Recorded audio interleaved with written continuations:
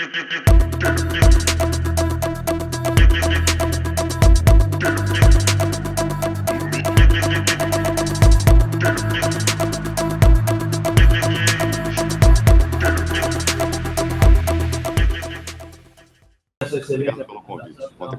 para outra excelente apresentação. O Roberto vai começar a discussão do livro. A gente continua depois, vai falar a introdução. Eu vou tentar sintetizar em 15 minutos. Dá para virar uma coisa para o Roberto? Vou virar a câmera para mostrar o rosto. Boa, ótimo. Acho mais. Tem o Roberto aí.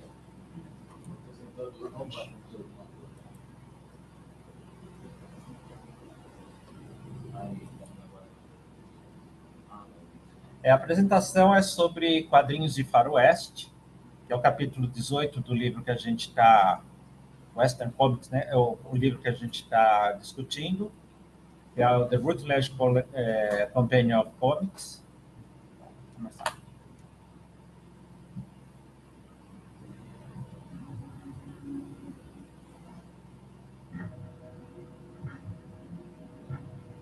Nobu, a gente vai precisar ver a tela. Ver a tela? Ele compartilhou? Mas ele não compartilhou. Mas vamos lá. Está assim.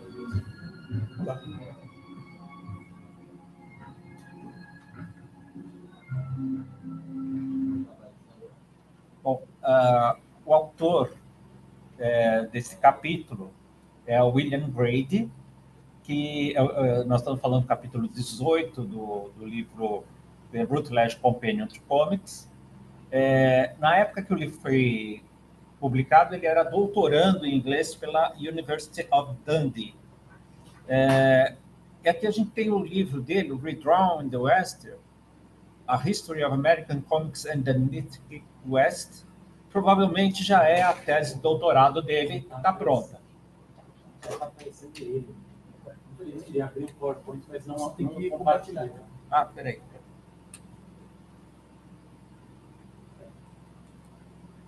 Ali, ó, precisa compartilhar. Ali, precisa compartilhar. Então, vamos lá. Agora abre o PowerPoint. Então, vamos voltar. Agora foi? Então, vamos lá, conversar de novo.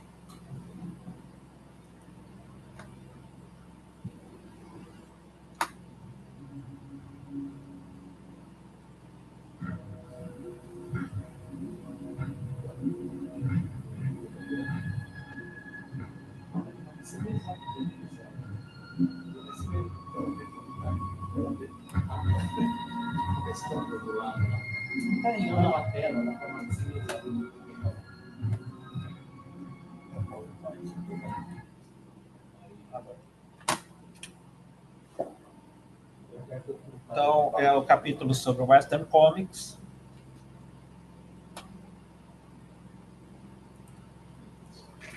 Então, aqui o autor, William Grady. O livro do lado, capítulo 18 do livro The Routledge Companion to Comics. Aqui o livro que ele escreveu, que provavelmente é a tese de doutorado dele. Coloquei alguns ícones do Western. O Winchester 73, o chapéu de 10 galões, o cocar indígena. E aí ele vai falar que o Western é um dos gêneros mais característicos dos Estados Unidos. É a história da América se formando. Uma elaboração de fórmulas narrativas arquetípicas, ele vai usar muito esse termo arquetípico, ícones e personagens nacionais. Suas imagens reconhecíveis de cowboys e índios a lugares como a cidade das fronteiras e as majestosas planícies desérticas permanecem largamente inalteradas em versões de várias mídias, filme, TV, etc. É um gênero vinculado à história, né? Tem a ver com a história da expansão do território americano, e a vitória e o assentamento da fronteira é nessa linha que surge o Western Comics. Aí ele vai falar que os predecessores foram aquelas revistinhas baratas, né, que no final do século XIX, contava a história, as lendas, na verdade, né, dos heróis e vilões, dos fatos principais do oeste dos Estados Unidos. Inclusive, ele conta que o show do Buffalo Bill, quando foi apresentado na Inglaterra, levou os editores da Punch e Judy, que eram duas revistas inglesas, mostravam os nativos americanos confrontando os aristocratas ingleses. Aí, além de reportagens, tiras de humor, o Western Comics são melhor compreendidas por suas narrativas impactantes de lei e ordem, aventura e a domesticação da vastidão selvagem por um herói arquetípico. Essa tradição tem início em 1889, quando o francês Georges Colomb levou os personagens de sua história La Famille Fenouillat a enfrentar os Sioux, até a tradição aventuresca de tiras como Red Rider e The Lone Ranger, ambas de Fred Harman, e aos comic books Roy Rogers, da Dell Company, e Kid Colt Outlaw, da Marvel. Então, aqui temos várias capas das revistas que o autor cita, né? Roy Rogers, Hopalong Test, inclusive o Jonah Hex, da DC Comics. E uma revista que derivou do Roy Rogers foi o Trigger, a revista do cavalo do Roy Rogers. E aqui é o que ele cita dos europeus. La Famille Fenouillat, essa era uma família formada por 4 pessoas, pai, mãe e 2 filhas, uma família pequeno burguesa, mas que viajava muito. Então, eles foram para os Estados Unidos e encontraram os índios Sioux. Aí nós temos o Lucky Luke, né, que foi criado em 1946 pelo Maurice Beter, que assinava Morris. Aí a gente vê os primeiros traços e como ele ficou depois. O Maurice foi para os Estados Unidos visitar os estúdios de animação e, quando voltou para Bélgica, ele criou, então, o Lucky Luke. Aí nós temos, na Itália, o Tex Wheeler, do Gianluigi Bonelli, Aurelio Galepini, que se assinava Galep, criado em 1948, que é publicado até agora pela editora Bonelli, que também publica o Zagor, Ken Parker e o Mágico Vento, que misturam misticismo, magia, tal, com o West. Temos o Blueberry, do Charlier de Jean Giraud, que também é conhecido como Mobius, e o Jeremia, do holandês Herman Ruppen. Aqui também eu acrescentei mais alguns, né? O Tintin na América, o Jerry Spring, do José Gigé, o português Eduardo Teixeira Coelho, que fez histórias para o Oeste, o Um Papá, que é na mesma época do Asterix, criado também pelo Uderzo e Goscinny, o Cocobil, do Benito Giacovitti, criado em 57 pelo italiano. Cisco Kid foi um conto escrito e publicado pelo O. Henry, um escritor americano, em 1907, e transformado em tiras de jornal desenhadas pelo José Luis Salinas, argentino, né? A partir de 1950. Também da Argentina, o Osterheld e o Hugo Pratt criaram o Ticonderoga, que passa começo da colonização dos Estados Unidos, foi publicado de 57 a 62, e também os dois criaram o Sgt. Kirk, que estreou na revista Misterix, lá na Argentina, em 1953. Mais recentemente, né, não está nesse texto porque são mais recentes, vários artistas europeus fazendo histórias de faroeste, Indians, Undertaker, Bouncer, Jesse James, O Último Homem, Hombre já é um western futurista, pós-apocalíptico. A Mad não podia deixar de ter as suas referências, as suas sátiras ao oeste, ao Velho Oeste, ao Faroeste. Aqui na página das dobradinhas do Al Jeff, a sátira, a série de TV Bonanza, a capa da Mad, do Harvey Kurtzman, que satiriza Matar ou Morrer, e uma página propaganda do uísque da fronteira, e o que causa lá nos estragos que causa, né, no Oeste. Eu coloquei também da Disney, né, vários personagens do Oeste, o Panchito, o Tiraprosa, que era o Buck Duck, e vários personagens baseados em pessoas reais, o Fegubaca, o Texas Bill, essa história de Zé Carioca é do Canini, várias edições. O Peninha foi criado no Brasil, o Pena do Oeste, desenhos do Mickey pelo Paul Murray, que se passam no Oeste, várias figuras que são exaltadas nas revistas da Disney. Essa aqui do Mickey mostrando as figuras do Faroeste foi feita no Brasil pelo Primádio Mantov. E aqui nós temos os quadrinhos de Oeste feitos por brasileiros. Vários personagens, quando terminaram de ser publicados nos Estados Unidos, continuaram sendo editados aqui. Então, Dom Chicote, Valmir Amaral, a partir de 64 tomou conta, o Rock Lane, a partir de 65, começou a fazer, o Primádio começou a fazer o Rock Lane a partir de 1965. Nós temos a sátira do Cactus Kid, do Renato Canini, que saía na revista Crass, e vários autores, vários títulos de quadrinhos de western feitos por quadrinistas brasileiros. Aí, voltando ao texto, ele fala que no quarto final do século XX, os western comics quase desapareceram, mas graças aos crossovers, esse tema se mantém. Então, aquela coisa do western pós-apocalíptico, western de ficção científica, western de terror. E aí as características do western comic.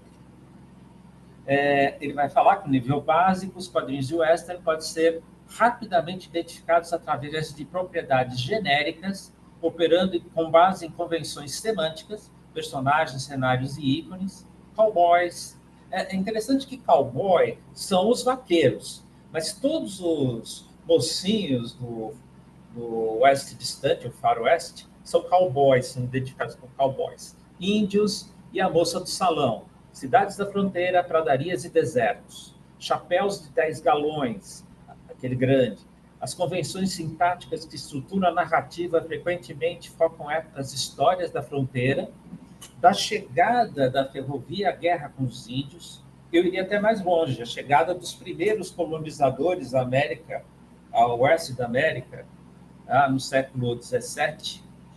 O tema simplório é centrado em como o arquetípico cowboy heróico lida com os desafios à prosperidade da fronteira, atacando os nativos e os vilões fora da lei que ameaçam essas comunidades. Essa narrativa rapidamente identificável é enriquecida com temas recorrentes, como o individualismo rude, que tem a ver com a cultura, a filosofia americana, né? O individualismo, o cowboy solitário, o conflito entre a vastidão selvagem e a civilização, a questão da violência, entre outros. A emergência das tiras de quadrinhos Red Rider e The Lone Ranger, em 1938, revela que este gênero não apenas seria um veículo sustentável para apresentar a narrativa do western em infinitas variedades, mas poderiam apelar para as massas pelas 2 décadas seguintes. construído sobre um repertório formulaico de temas, centrados em roubos de banco, assaltos a diligências e a condução do gado. Esses títulos tornaram-se representativos do gênero. Red Rider foi rapidamente transposto para o comic book, publicado pela Dell Comics em 1941, como um presságio da era de ouro das revistas de western nos anos posteriores.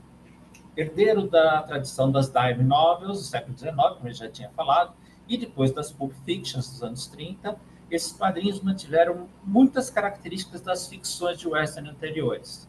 Os conflitos morais simples, né, que ele já falou, personagens estereotipados, narrativas formulaicas, confronto entre pioneiros e índios selvagens, a questão da lei da ordem nas primeiras comunidades-cidades do Oeste, a tradição da forte narrativa estabelecida no final dos anos 30, evidenciou que filmes e quadrinhos compartilham um vocabulário comum de imagens e uma sintaxe congruente de sequências.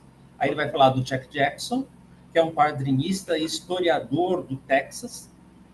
O Jack Jackson promoveu esta noção, sugerindo que os comic books de western da Era de Ouro estenderam os filmes B, com seus roteiros simplistas e ação rápida. As distinções entre literaturas e quadrinhos são fundamentais para o desenvolvimento do western comics, como uma forma única de gênero. Essas diferenças podem ser ilustradas pela apresentação do Velho Oeste. Ao contrário do fotorrealismo cinematográfico, os quadrinhos não são necessariamente vinculados à realidade e possibilitam a abertura para possibilidades excêntricas e bizarras. Aí ele vai citar o Ghost Rider, Cavaleiro Fantasma, que vai ser o antecessor do Motoqueiro Fantasma, da editora Magazine Enterprise, de 1950 a 54. É uma versão sobrenatural cujo protagonista é um pistoleiro espectral. Em Black Fury, da Charlton Comics, publicado de 55 a 66, a narração é feita pelo cavalo, uma coisa bastante interessante. Esse é o Ghost Rider, que apareceu antes do Motoqueiro Fantasma, e o cavalo narrador, Black Fury. Esses desvios da fórmula do western significam que possibilidades estranhas e hiperbólicas são oferecidas ao quadrinho de western. Mas essa subversão pode ser desenvolvida por outra abordagem, a relação entre o western e a política estadunidense e as mudanças sociais. Esta interpretação é proveitosa no fornecimento de uma visão ampla do western comic book, que se tornaria um gênero importante nos Estados Unidos do pós-guerra. Aí a gente tem a ideia do soft power, né, que eu vinha conversando com o Selby, né, a criação dos mitos nacionais dos Estados Unidos. E aí ele vai falar dessa relação do Western Comics com a história americana. No final da década de 40, os Estados Unidos do pós-guerra havia novos inimigos, tanto no seu interior como no exterior. O comunismo e a ameaça da aniquilação pela bomba atômica resultaram em um ambiente paranoico. O Western teve um papel neste contexto. Uma imagem segura da nação através da narrativa celebratória da conquista do Oeste, que passou a representar um país poderoso e justo por meio do herói solitário com seu revólver. Um ícone do caráter nacional pela sua coragem, vitalidade e dinamismo. A noção principal que fundamenta o western em todas as formas é a sua relação com a sociedade estadunidense. O período é definido por uma ênfase na conformidade e os ideais e valores tradicionais dos Estados Unidos. A fórmula do western apoiava a visão simplista do bem e mal da Guerra Fria. Cada editora de comic books, da Ace Comic a Ziff Davis Publications, né, de A a Z, oferecia uma série de títulos de western, apresentando aventuras emocionantes sobre cowboys, pistoleiros, bandidos e heróis da fronteira, como Buffalo Bill, Jesse James, entre outros. As edições bimensais indicavam que o protagonista cavalgava em direção ao pôr do sol ao final da história, apenas para retornar na próxima edição para uma nova aventura. As leitoras também tinham títulos centrados em mulheres, como Fire Hair, da Fiction House, de 45 a 52, e Anne Oakley, da Marvel, 48 a 56. Também havia títulos focados em nativos, Indian Chief, da Dell, 50 a 59, e heróis de filmes e televisivos, como Gene Autry, da Dell, de 45 a 59, e Tom Mix, da Fawcett, de 48 a 53, além de Wild Bill Elliott Comics, de 50 a 55, e Roy Rogers Comics, de 44 a 61. Alguns roteiros abordam a invasão de espiões ou nativos viciados em heroína. Aí o Trump tem as suas razões, né? Infundindo o medo do comunismo e o abuso de drogas que ameaçam a sociedade. E aqui algumas capas que ele cita. A Fire Hair, mulher de cabelo ruivo. Annie Oakley existiu de verdade, era uma grande atiradora, ela atirava muito bem. Indian Chief, centrado num herói nativo americano. E do cinema, Gene Autry e Tom Mix. Eventos dos anos 60, o assassinato de JFK e de Martin Luther King e a Guerra do Vietnã tiveram um impacto dramático sobre esse gênero. Relacionados a essas condições, os mitos e ideais do western foram profundamente questionados por uma reação negativa em vários meios, literatura, cinema, etc. Esta representação gritante da brutalidade do Velho Oeste foi uma reação enfática contra a mitologia conservadora do western, que se tornou repulsiva para a nação neste contexto. Tanto que poucos filmes de western foram produzidos nos anos 70. Os western comics também foram receptivos a essas condições, como pode ser visto em títulos emergentes, a exemplo do herói Jonah Hex, que flerta com o terror, ele foi até para o espaço, da DC Comics, e a edição de Wild Western Tales, número 12, publicada em 72, que mostra ao leitor uma splash page do massacre de uma aldeia indígena e repleta de crianças. E um recordatório se lê. Outro exemplo das profundezas nas quais os animais conhecidos como homens podem afundar. Não apenas os quadrinhos mainstream, mas uma nova abordagem anti-western pode ser encontrada no Underground Comics. Por exemplo, nos quadrinhos de Jack Jackson, que se assina Jackson, como Comanche Moon e God's Blossom and Other Stories. São esses aqui, né?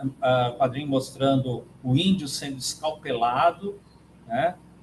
Comanche Moon fala uma história real de um garoto que foi sequestrado pelos índios, que se torna líder dos índios e combate os brancos. Esse foi um ponto, aliás, o Jack Jackson, ele é um grande historiador do Texas, ele é de lá, e ele conta a história do Texas a partir de pesquisas que ele faz.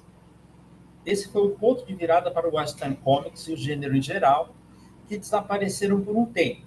Contudo, a mistura com outros gêneros, Preacher, The Walking Dead, Cowboys and Aliens, recentemente reavivou os quadrinhos de Western. E aí, subvertendo os Western Comics. O status do Western, no pós-guerra, sugere que imagens desse gênero forneceram um mapa para a sociedade navegar pelo estresse da vida na Guerra Fria. Enquanto o cinema e a televisão basearam-se em grande parte em visões idealizadas de um passado mítico, havia potencial para os quadrinhos serem mais subversivos, zombando ou desmantelando o gênero. Através do estilo cartunesco, os artistas faziam uma visão humorística, como são os casos da Tira-Kiri Farofa, Tumbleweeds. Tumbleweeds são aquelas moitas secas que são levadas pelos ventos nas pradarias secas, né, de T.K. Ryan, 65 a 2007, e The Boys Ranch, de 50 a 51, do Joe Simon e Jack Kirby, cujos protagonistas eram jovens cowboys que vivem livremente um rancho sem a supervisão dos adultos. E tem também o Two-Fisted Tales, da EC Comics, publicado em 50 e 55, que mostrava o lado violento do western. E aí a tradição de utilizar o Mon remonta a 1906, com a tira de A.T. Crichton, Little Rolling Bird in Windigo Land, e continuou com Little Jimmy, 1904 a 58. Essas tiras de quadrinhos uniam crianças nativas com jovens colonos brancos em aventuras pelas fronteiras. Esse liberalismo foi expandido em história em quadrinhos posteriores, a exemplo de Little Joe, 33-72, que caracterizava os homens da fronteira como imbecis e facilmente enganados pelos nativos espertos e ardilosos. O humorismo continuou em trabalhos posteriores de Stan Lee, como o xerife Ricochet, 58-81. Na mesma linha, também surgiu o cowboy Buck O'Rourke em His Horse Radish, 51-52. Trocou.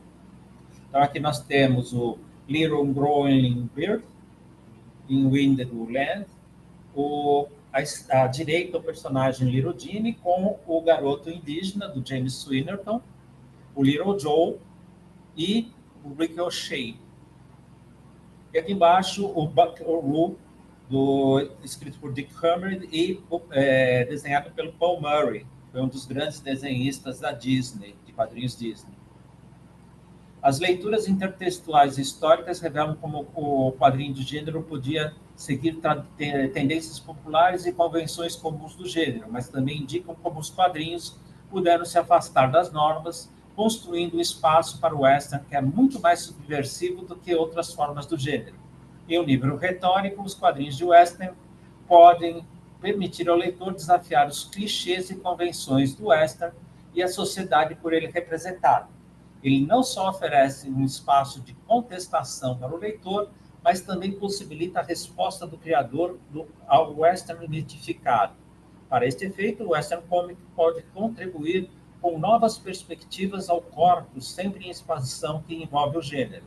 O western comics é capaz de fornecer algo além das narrativas triunfais simplistas e um idealismo aspiracional e heróico, o comportamento subversivo e resistente que justifica um estado mais aprofundado. Aí eu coloquei aqui umas capas, inclusive o Globo Juvenil mensal, que a partir do começo dos anos 50 passa a ter histórias de western, assim como o Gibi, e aí passamos a ter vários títulos de quadrinhos de western no Brasil. E aqui termina a minha apresentação. The End.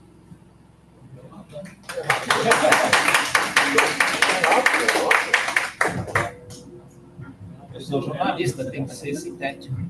Vai sair da apresentação. Estava inspirado.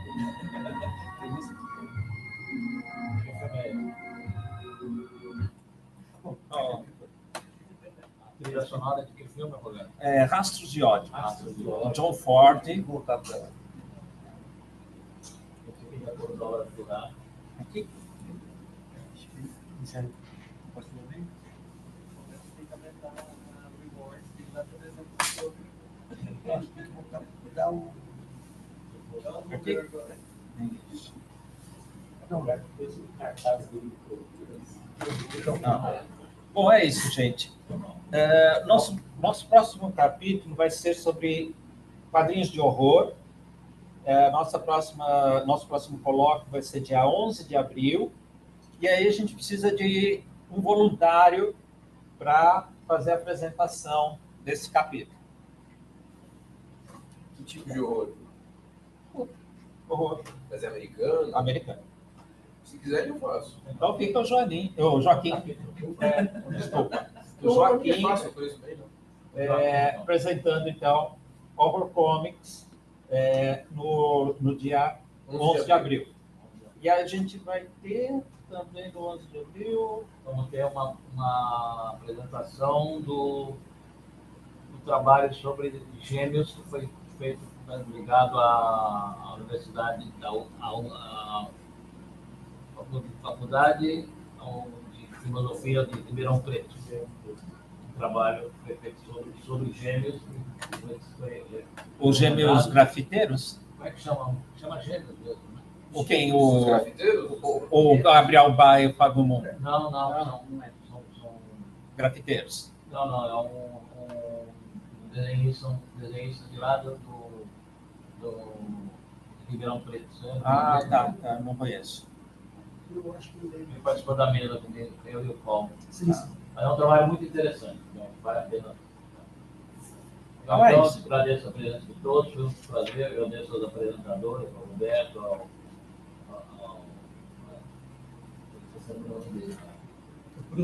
Bruno, nosso colega que ainda não está mais conosco.